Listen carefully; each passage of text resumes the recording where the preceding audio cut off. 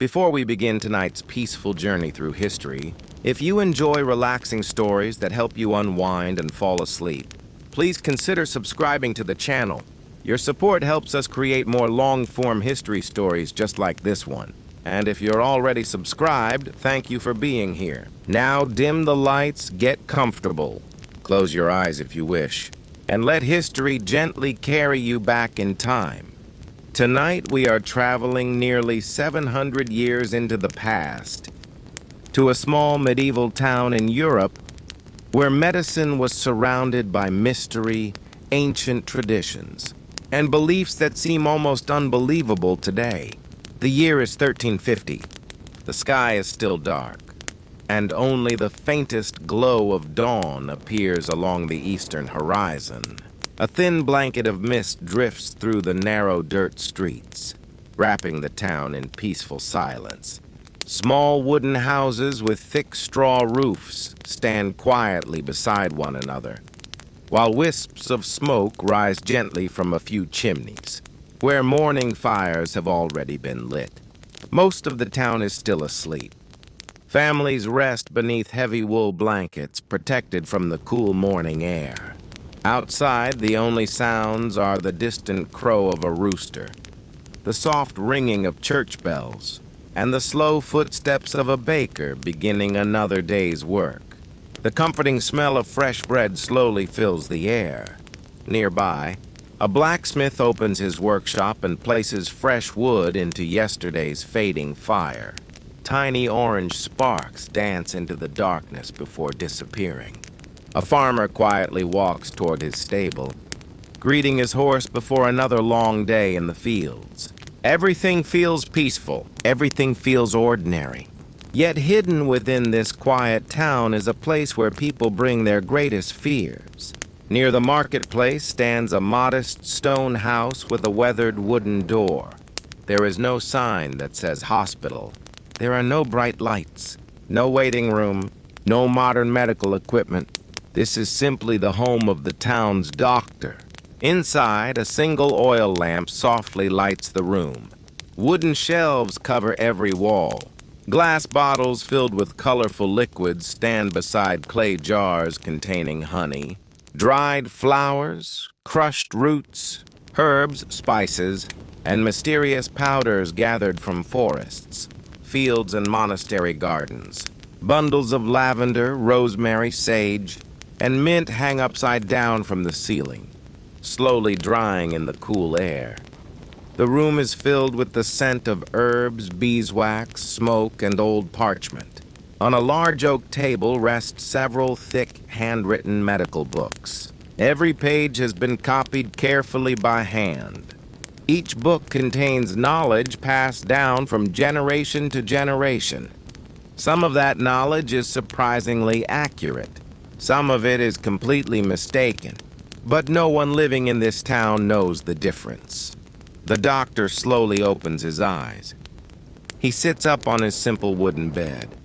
Years of caring for the sick have left their mark upon him. He washes his face with cold water drawn from the village well. Then he dresses in a plain linen shirt beneath a heavy wool robe and fastens a leather belt around his waist. Hanging from the belt are several small leather pouches. Inside them are dried herbs, clean cloth bandages, small knives, and simple medical instruments. These ordinary tools may decide whether someone lives or dies. The doctor lights another small oil lamp. Its warm golden light spreads quietly through the room. Then, a gentle knock echoes at the wooden door. The first patient of the day has arrived. Another day of strange medieval medicine is about to begin, and our long, peaceful journey into one of history's most fascinating worlds has only just begun.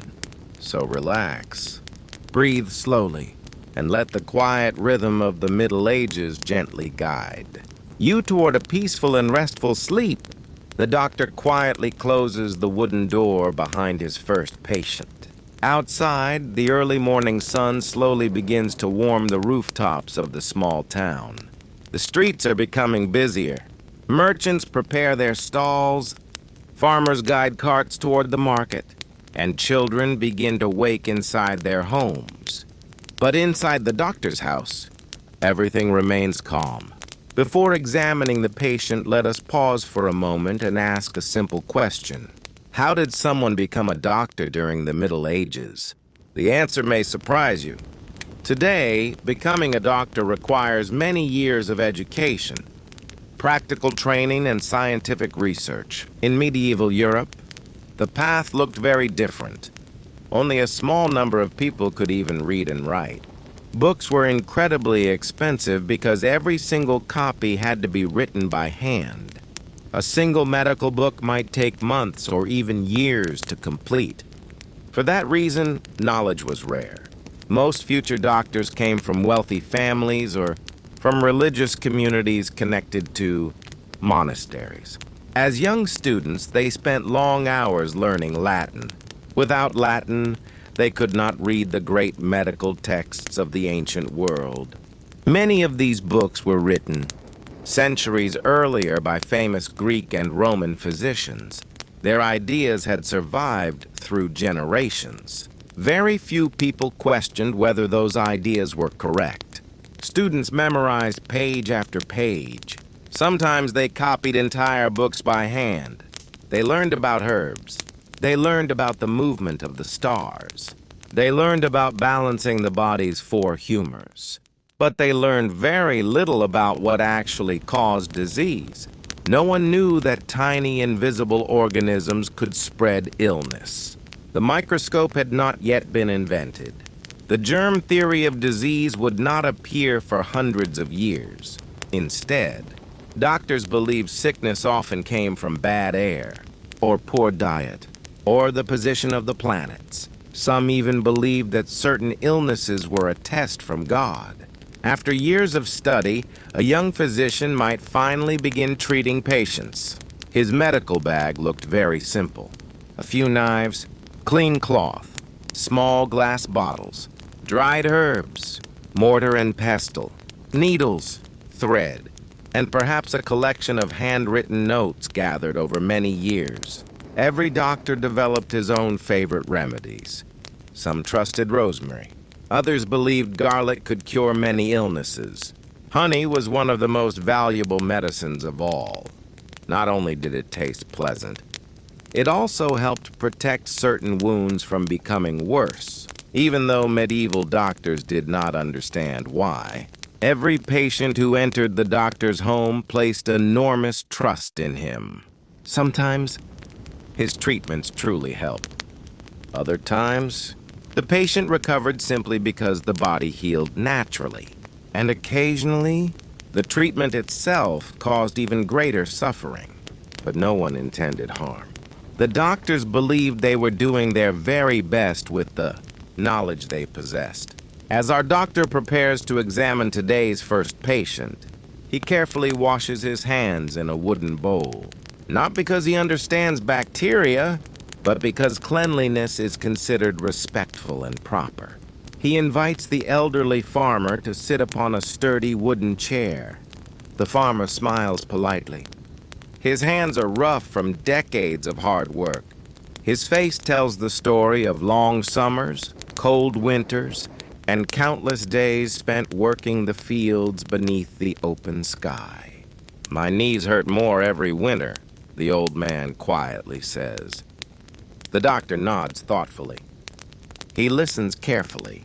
Then he reaches for one of his oldest books. Within its worn pages lies advice written many centuries before either of them was born.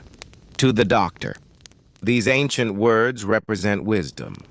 To us, they are the beginning of one of history's most fascinating medical mysteries. Because very soon, the doctor will explain a theory that shaped medicine for more than 1,000 years. A theory built around 4 invisible substances believed to control every human life: blood, yellow bile, black bile, and phlegm. The famous 4 humors. So settle comfortably once again. Take another slow, peaceful breath. And in our next chapter, we will discover why medieval doctors believed balancing these invisible humors could cure almost every illness imaginable. The old farmer sits quietly across from the doctor. The room is silent except for the gentle crackling of the oil lamp and the distant sound of church bells echoing through the morning air. The doctor studies the man's tired face. He notices the wrinkles around his eyes, the stiffness in his hands, the slow and careful way he lowers himself into the wooden chair. To a modern doctor, these might simply be signs of aging. But to a physician living in the year 1350, something very different is happening. The doctor does not believe the pain comes from worn joints or damaged cartilage. Instead, he believes the farmer's body has fallen out of balance. For more than 1,000 years, doctors across Europe had trusted one remarkable idea. It was called the theory of the four humors. According to this ancient belief, every human body contained four important fluids: Blood. yellow bile, black bile, and phlegm. These invisible humors were thought to control every part of life. Not only your health, but also your personality, your emotions, even the way you reacted to the changing seasons. If all four humors stayed in perfect balance, a person would remain healthy, strong, calm, and full of energy. But if one humor became too strong or too weak, disease would appear. A fever might mean too much blood. Constant sadness might be caused by too much black bile. Too much phlegm was believed to cause coughing, tiredness, or sluggish thinking. Yellow bile was often blamed for anger, hot tempers, and digestive troubles. Today, we know these ideas are not scientifically correct, but in the Middle Ages, this theory explained almost everything. Doctors learned it at universities. Teachers repeated it in classrooms. Medical books copied it by hand for centuries. Few people questioned its accuracy. The doctor gently reaches for the farmer's wrist. He feels the pulse, slowly, patiently. Not because he can measure blood pressure, not because he understands the heart as modern medicine does, but because he believes the pulse reveals the balance of the four humors. Next, he carefully examines the farmer's tongue. He studies its color, its moisture, its texture. Then he asks several quiet questions. Have you been sleeping well? Do you often feel cold? Have you been eating enough? Every answer helps him build a picture, not of muscles or bones, but of invisible humors drifting out of balance. He nods thoughtfully. After a long silence, he reaches for one of his heavy handwritten books. Its leather cover is cracked with age. The pages smell of dust and old parchment. Inside are countless notes written by doctors who lived hundreds of years before him. Each page offers advice for restoring balance. Some recommend herbs. Others recommend special foods. Many suggest changing the patient's daily routine. Fresh air, gentle walks, warm soups, rest. Surprisingly, some of this advice is still considered helpful today.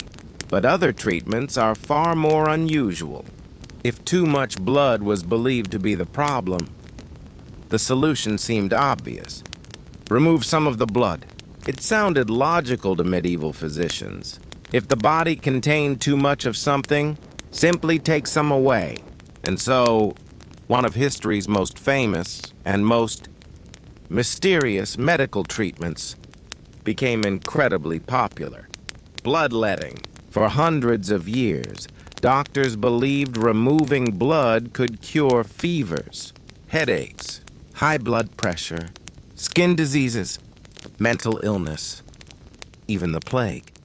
Today, we know that bloodletting often weakened patients instead of helping them. But at the time, doctors truly believed they were saving lives. The old farmer has no idea what the doctor is thinking. He simply waits patiently, trusting the man seated before him. Trust. Perhaps that was the most powerful medicine of all. Outside, the town continues to wake. Merchants open their shops. Children laugh in the streets.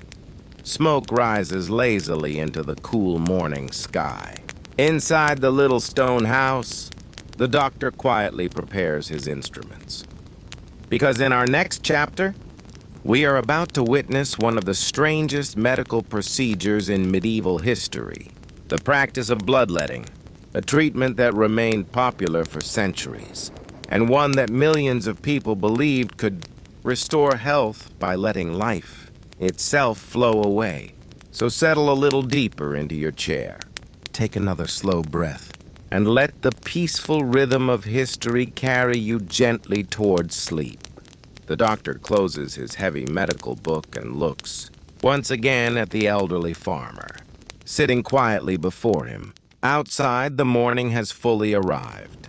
The marketplace is slowly filling with people. Merchants arrange baskets of vegetables. Children chase one another across the square. A horse pulls a wooden cart over the uneven road, its wheels creaking with every turn. Inside the doctor's small stone house, everything remains calm. The doctor believes he has discovered the cause of the farmer's pain. Too much blood. Or at least, that is what centuries of medical teaching have led him to believe. Without speaking, he walks toward a wooden cabinet and carefully removes a polished leather case. Inside are several simple medical tools: a small brass bowl, a clean linen cloth, a sharp metal blade known as a lancet. The blade is short, thin, and carefully sharpened. To modern eyes, it looks frightening, but to the medieval doctor, it represents hope. For hundreds of years, physicians believed that removing a small amount of blood could restore balance inside the body. The treatment had a name: bloodletting. Almost every illness could lead to the same recommendation: headaches, fevers, joint pain, stomach problems, skin diseases, even sadness or unusual behavior. The solution was often exactly the same: remove blood. The farmer watches quietly as the doctor prepares the instruments. He does not appear frightened. In fact, he has seen this treatment before. Perhaps his father experienced it. Perhaps his grandfather did as well. Bloodletting is familiar. It is trusted. Many people believe that feeling weaker afterward simply means the illness is leaving the body. The doctor gently ties a strip of cloth around the farmer's upper arm. Slowly, the veins become easier to see beneath the skin. He cleans the area with warm water mixed with herbs. Not because he understands bacteria, but because generations of doctors have taught that cleanliness is good practice. He offers a few calm words. Remain still. This will only take a moment. The farmer nods. He looks away toward the small window, where morning sunlight now shines across the room. The doctor carefully positions the lancet. One steady movement. A tiny cut appears. Dark red blood begins flowing into the waiting bowl. The room remains completely quiet. Only the soft sound of dripping can be heard. The doctor watches carefully. Not too much, not too little, just enough, or so he believes. After several moments, he presses a clean cloth against the wound, then wraps the arm with a simple linen bandage. The treatment is complete. The farmer thanks him politely. He stands slowly. Perhaps he already feels lighter. Perhaps he simply believes he should. Faith in the treatment is powerful. Sometimes the mind itself offers comfort. Today, doctors know that bloodletting rarely helped. Most illnesses and often made weak patients even weaker. Yet medieval physicians were not trying to cause harm. They sincerely believed they were following the best medical knowledge available. Across Europe, thousands of doctors performed the same procedure every single day. Kings experienced bloodletting. Queens experienced bloodletting. Monks, soldiers, farmers, Merchants, rich and poor alike. Some people were treated several times each year simply to maintain good health. It became such a common practice that special calendars even suggested the best days of the year for removing blood. Some physicians looked to the stars before choosing the right moment. Others believed the position of the moon affected the success of the treatment. Medicine, astronomy, religion, and tradition often blended together into a single way of understanding the world. As the elderly farmer quietly leaves the doctor's house, another patient steps through the doorway. This time, a young woman carries her small son.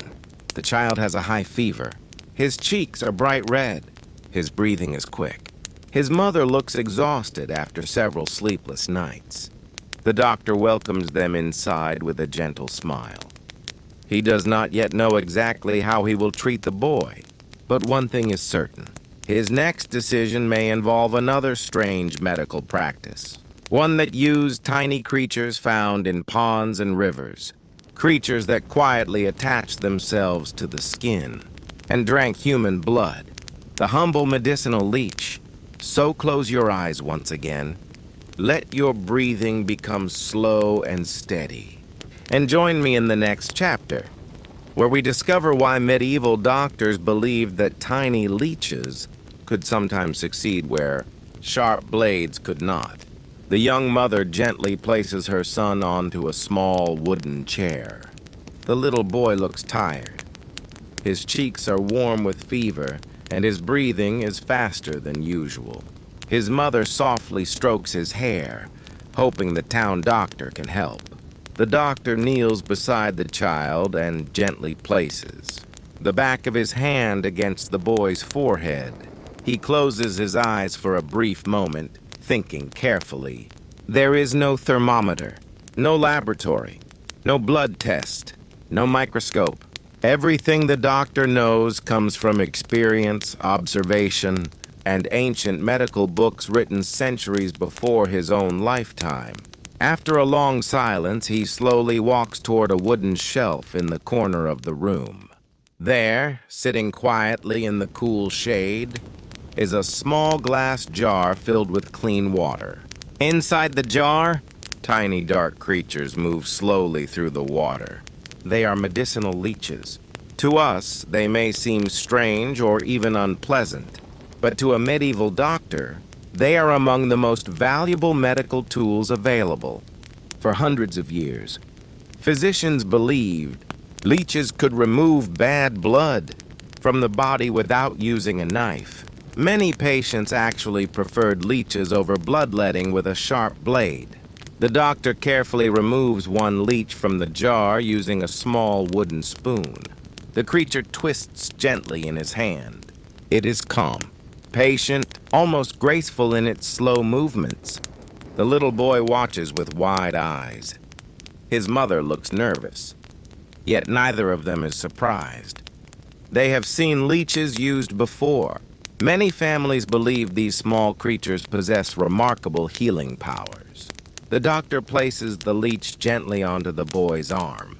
For a few quiet seconds, nothing happens then.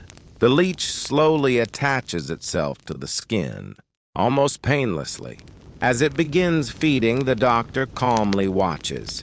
No one rushes. The room remains peaceful. The only sounds are the crackling oil, lamp, and the distant singing of birds outside the window. The doctor believes the leech is drawing harmful blood away from the child's body. Today we understand that this belief was often mistaken, yet leeches were not completely useless. Modern medicine still uses specially raised medicinal leeches in certain rare surgeries to improve blood flow after delicate operations. It is one of the few medieval treatments that has survived into modern times. Although for very different scientific reasons, the treatment continues for several minutes. When the leech has finished feeding, the doctor gently removes it and places it back into another container. He carefully cleans the small wound with warm water and honey. The mother quietly thanks him. Whether the boy will recover, no one can say. Some children became healthy because their immune systems defeated the illness on their own. Others were not so fortunate. But the doctor truly believes he has done everything possible. Outside, the afternoon sun climbs higher into the sky. The marketplace grows louder. Life continues as it always has. Inside the little stone house, another patient is already waiting. This time, a merchant with an unbearable toothache. And the treatment he is about to receive will be remembered as one of the most painful experiences in medieval medicine. So settle a little deeper into your chair. Take another slow, peaceful breath. And in our next chapter, we will discover why visiting a medieval doctor for a toothache was often far more frightening than the pain itself. The young mother quietly thanks the doctor before gently lifting her son into her arms. She wraps him in a warm wool blanket and slowly walks back into the busy marketplace. The doctor watches them leave. He silently hopes the little boy will recover. He cannot know whether today's treatment has helped. He can only trust the knowledge passed down through generations. Before he has time to rest, another patient enters. A middle-aged merchant. His face is pale. One hand presses firmly against his cheek. Even before he speaks, the doctor understands the problem. A terrible toothache. Today, many of us would visit a dentist. A simple examination, perhaps an X-ray, a small injection to numb the pain, and modern instruments would solve the problem. But in the 14th century, none of those things existed. There were no dentists as we know them today. No local anesthesia, no electric drills, no antibiotics. A painful tooth could become one of the most miserable experiences of a person's life. The merchant slowly lowers himself into a wooden chair. His breathing is heavy. For 3 nights he has barely slept. Every heartbeat seems to send another wave of pain through his jaw. The doctor kneels beside him and carefully opens the man's mouth. He holds a small oil lamp closer. Its warm light reveals swollen gums surrounding a badly damaged tooth. The doctor nods quietly. He believes there is only one solution. The tooth must come out. The merchant closes his eyes. He already expected this answer. There is no easy alternative. The doctor walks toward a wooden chest. Inside lies a collection of simple iron instruments. Some are small knives. Others resemble heavy pliers. Years of use have polished the metal smooth. The doctor selects a sturdy pair of forceps. He carefully wipes them clean with a linen cloth soaked in warm wine. Not because wine kills bacteria. He does not know such tiny organisms exist. Instead, wine is believed to cleanse and purify the instrument. The room grows silent. Outside, birds continue singing. Children laugh in the marketplace. Life goes on as though nothing unusual is happening. Inside, the merchant grips the arms of the wooden chair. The doctor places the forceps around the damaged tooth. He speaks calmly. Remain as still as you can. There is no medicine to block the pain, only courage. With one slow, steady pull, the treatment begins. Moments later, it is over. The doctor quickly presses a folded piece of clean linen against the bleeding gum. He asks the merchant to bite down gently. After several long breaths, the man's shoulders begin to relax. The terrible aching pressure is finally gone. The wound will still need time to heal. But the constant pain that kept him awake for days has ended. To help prevent infection, the doctor prepares a simple mouth rinse, made from warm salt water and a mixture of herbs. He also gives the merchant a small jar of honey. Honey is one of the doctor's favorite remedies. He believes it soothes wounds and encourages healing. Centuries later, scientists would discover that honey truly does have natural antibacterial properties. Without realizing it, Some medieval doctors occasionally stumbled upon treatments that genuinely worked. The merchant thanks the doctor with a tired smile. He pays with a few small silver coins, then slowly steps back into the afternoon sunlight. The doctor places the iron forceps back into the wooden chest. Another patient is already waiting outside. This time, a frightened young woman with a deep cut on her arm after slipping while cutting firewood. The doctor reaches for his bandages, his herbs, and his jar of honey. Because in the next chapter, we will discover how medieval doctors treated dangerous wounds long before stitches. Antiseptics and modern surgery became possible. So relax, take another slow, gentle breath, and let the quiet rhythm of history continue to carry you peacefully towards sleep. The merchant quietly leaves the doctor's house, relieved that his aching tooth is finally gone. The doctor places his iron forceps back inside the wooden chest and takes a slow, deep breath. Outside, the afternoon sun shines warmly over the small medieval town. The marketplace is alive with activity. Farmers negotiate prices for fresh vegetables. Children laugh as they run between wooden carts. A flock of pigeons suddenly takes flight as a horse slowly pulls a wagon through the square. Life continues peacefully. Then, the heavy wooden door opens once again. A young woman steps inside. She holds her left arm tightly against her chest. A piece of linen is wrapped around her forearm, but bright red blood has already soaked through the cloth. Her face is pale. She looks frightened. The doctor quickly guides her toward a sturdy wooden chair.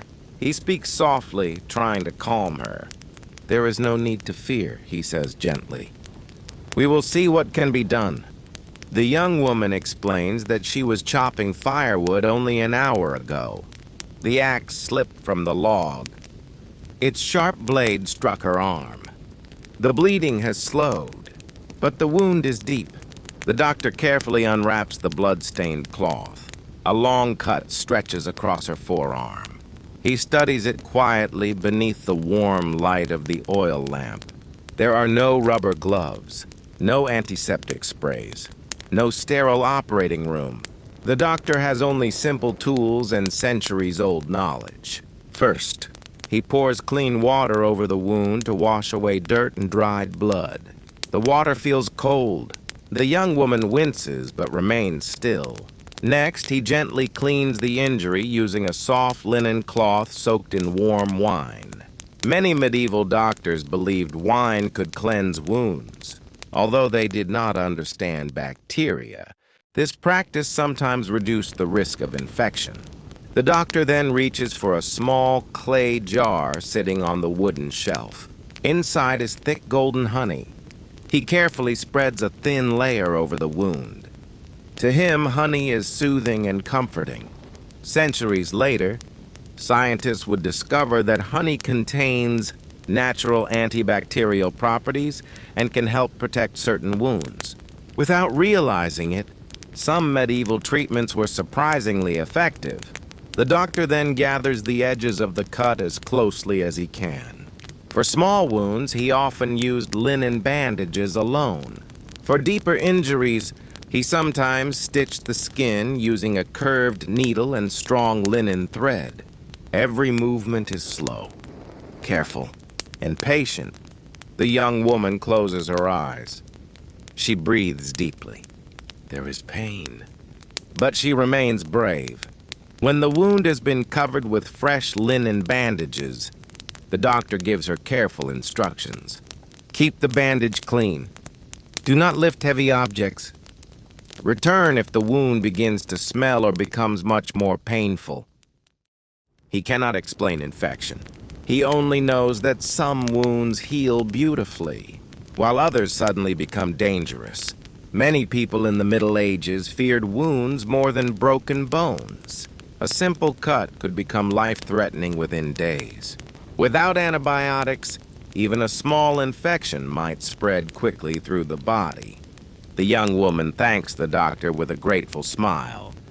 She leaves the house holding her arm carefully against her side. The doctor watches quietly as she disappears into the afternoon crowd. He hopes she will recover, but he also knows that healing often depends upon fate as much as medicine.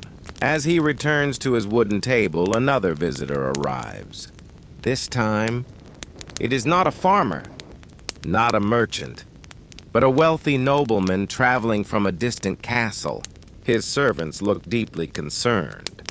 The nobleman has developed a mysterious illness that no one can explain.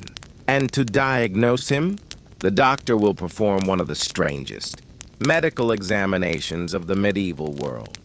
He will carefully study a simple bottle of urine. So settle comfortably once again. Take another slow, peaceful breath. And in our next chapter, we will discover why medieval doctors believed that almost every secret of the human body could be found inside a single glass flask. The young woman carefully leaves the doctor's house. The wooden door closes softly behind her. For a brief moment, the room becomes completely quiet once again. The doctor places his needle, thread, and bandages back onto the wooden shelf. Outside, the afternoon sun hangs high above the rooftops.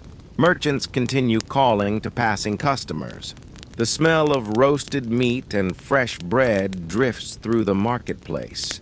Children laugh as they chase one another between the wooden stalls. It seems like another ordinary day. Then, a horse-drawn carriage slowly rolls into the town square. Unlike the simple wooden carts used by farmers, this carriage is beautifully decorated. Two servants step down first. They quickly open the carriage door. Inside sits a wealthy nobleman, his expensive velvet clothing and polished leather boots immediately reveal his high social status. Yet despite his fine appearance, he looks weak. His face is pale. Dark circles rest beneath his eyes. Even climbing down from the carriage appears to exhaust him. The servants carefully help him inside the doctor's house. The doctor bows politely. Rich or poor, every patient deserves kindness. The nobleman explains that he has felt unwell for many weeks. He has little appetite. He struggles to sleep. His body feels tired from morning until night. Several doctors have already visited him. None have discovered the cause. The medieval doctor listens quietly. Then he asks his servant a surprising question. Did you bring the sample? The servant nods. From a leather bag, he carefully removes a small glass flask filled with the nobleman's urine. To modern people, this may seem unusual, but during the Middle Ages, examining urine was considered one of the most important medical tests. The practice was called uroscopy. Doctors believed that urine revealed nearly every secret hidden inside the human body. The doctor carries the glass flask toward the window. Sunlight shines through the liquid. He studies its color, its brightness, its cloudiness. He gently swirls the flask, watching tiny particles drift through the golden liquid. Then he lifts it slightly higher, searching for clues. A pale color might suggest one illness, a darker color another. Foam, sediment, or an unusual smell. Each detail was believed to tell its own story. Some physicians even carried beautifully painted charts showing dozens of different urine colors. Every shade supposedly represented a different disease. Patients were often amazed. They believed the doctor could discover hidden illnesses without touching them at all. Today, modern medicine still uses urine tests, but for very different reasons. Scientists now examine urine using laboratories, microscopes, and chemical analysis.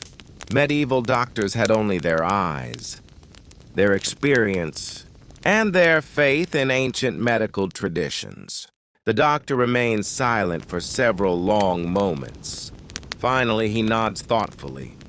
He believes the nobleman's illness is caused by an imbalance of the body's humors. He recommends several days of rest, a simple diet of warm broth and bread, a mixture of herbs prepared with honey, and, of course, a carefully planned bloodletting in a few days' time. The nobleman listens respectfully. He trusts the doctor's advice completely. After paying generously with several silver coins, he slowly returns to his carriage. The horses begin walking once again. Within moments, the carriage disappears down the dusty road. The doctor watches quietly from the doorway.